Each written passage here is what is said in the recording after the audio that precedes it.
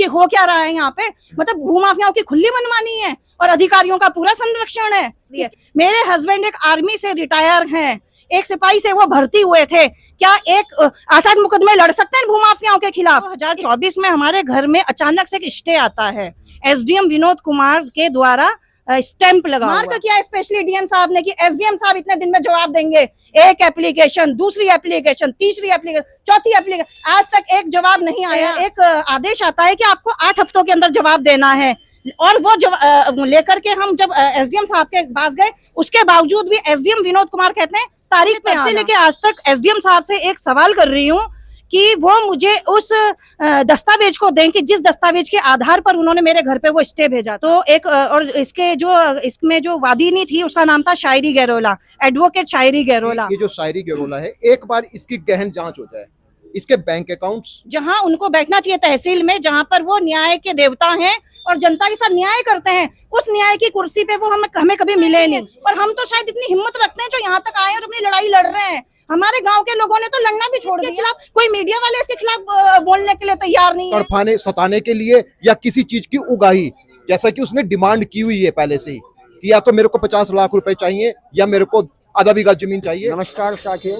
इस वक्त हम खड़े हैं राजधानी देहरादून जिलाधिकारी कार्यालय के बाहर, और हमारे साथ यहाँ पर कुछ लोग जुड़े हैं जो परेशान हैं भूमाफियाओं के आतंक से। आइए क्या है पूरा मामला उनसे जानते हैं। मैम आपका नाम?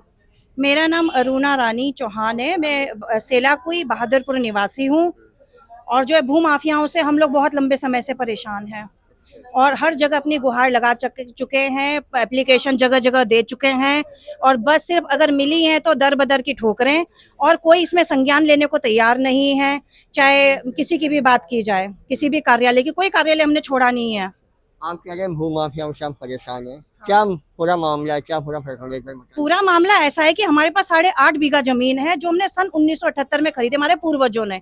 पुश्तैनी जमीन है और तब से लेके आज तक हम इस जमीन पे काबिज हैं। हम यहाँ पे खेती करते हैं। अभी हमारी 30-35 बोरी गेहूं हुई है उसी जमीन के ऊपर, और जो है इसमें हमने लोन भी ले रखा है 2015 में, और इसके दाखिला खारिज रजिस्ट्री सब हमारे नाम से। पानी का लगान जो होता है, क्योंकि सिंचित भूमि है तो बीघा के हिसाब से जो इसका लगान भी आता है तो वो भी हम ही भरते हैं।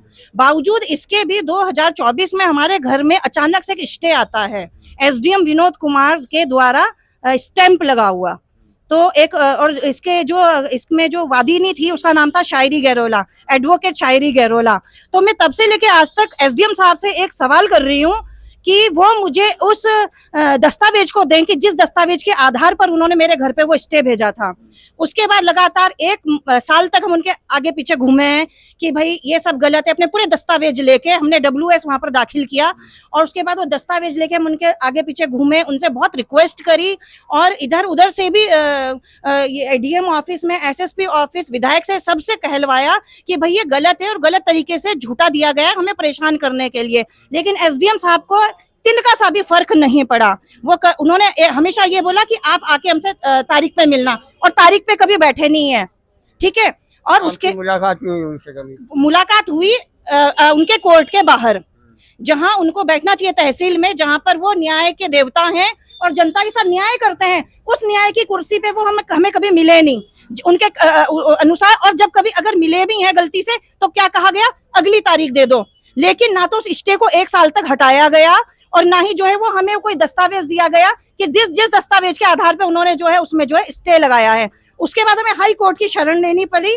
हाई कोर्ट से एक आदेश आता है कि आपको 8 हफ्तों के अंदर जवाब देना है, और वो लेकर के हम जब एसडीएम साहब के पास गए, उसके बावजूद भी एसडीएम विनोद कुमार कहते हैं तारीख पे आना, और इस मामले को और लटकाते लटकाते 1 साल और लटकाया गया। पूरे 2 साल तक इस मामले को लटकाया गया। जब हमने कहा कि अब हम फिर दोबारा से अब इसके उसमें भी हम लोग जो है हाई कोर्ट जाएंगे, उसके बावजूद वो स्टे उनके द्वारा हटाया गया, और निरंतर वो मुकदमा चलाया जा रहा है। जब वो स्टे भी हट गया, सब कुछ वो हो चुका है, तो मुकदमा क्यों, किस आधार पर चलाया जा रहा है वो भी तो बताया जाए। सिर्फ हमारा उत्पीड़न करने के लिए। और इस मुकदमे के बाद एक उस महिला ने हमारे ऊपर 8 मुकदमे कर दिए। मेरे हस्बैंड एक आर्मी से रिटायर हैं, एक सिपाही से वो भर्ती हुए थे। क्या एक 8-8 मुकदमे लड़ सकते हैं भूमाफियाओं के खिलाफ? इसके खिलाफ क्या इनका तंत्र क्या करना चाहता है ये बताओ ना।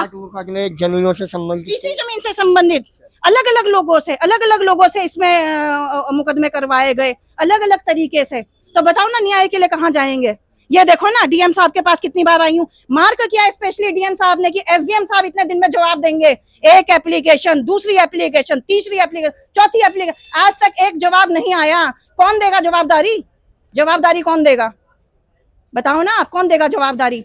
उत्तराखंड में क्या कोई पूछने वाला नहीं है?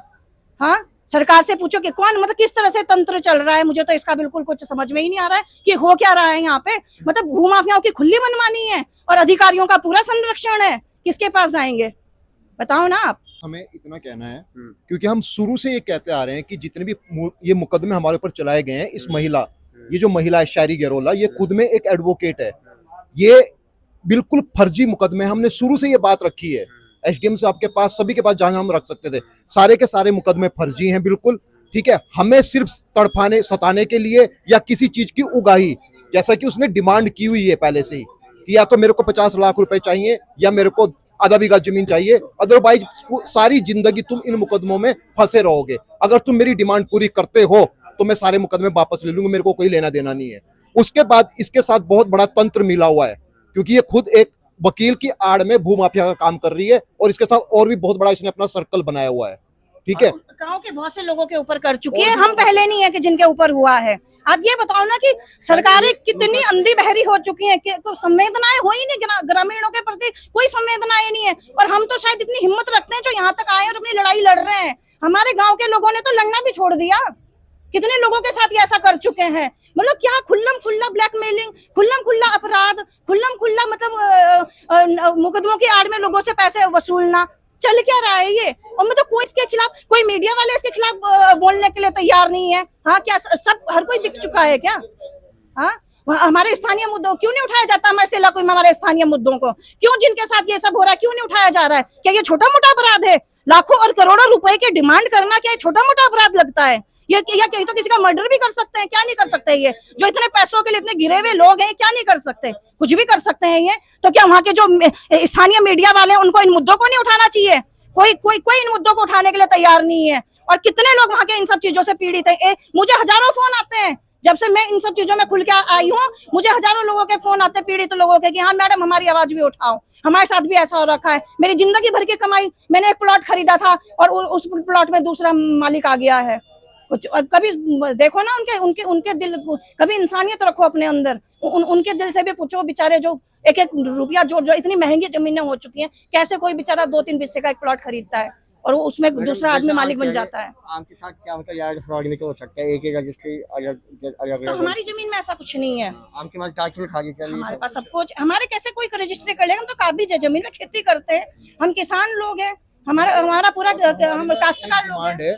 कि ये जो शायरी गरोला है, एक बार इसकी गहन जांच हो जाए, इसके बैंक अकाउंट्स, इसके मोबाइल के जितनी चैटिंग है, डिमांड है कि ये जो शायरी गरोला है, एक बार इसकी गहन जांच हो जाए, इसके बैंक अकाउंट्स, इसके मोबाइल के जितनी चैटिंग है, सब कुछ एक बार क्लियर हो जाएगा। ये अपने आप जेल के पीछे चली जाएगी। बस हम ये चाहते हैं कि एक बार गहन जांच हो। सिर्फ उसका ये ना देखा जाए कि वो एक वकील है, वकील की आड़ में वो क्या कारनामे कर रही है, उनकी तरफ देखा जाए और उसकी गहन जांच हो। बस हम ये चाहते हैं।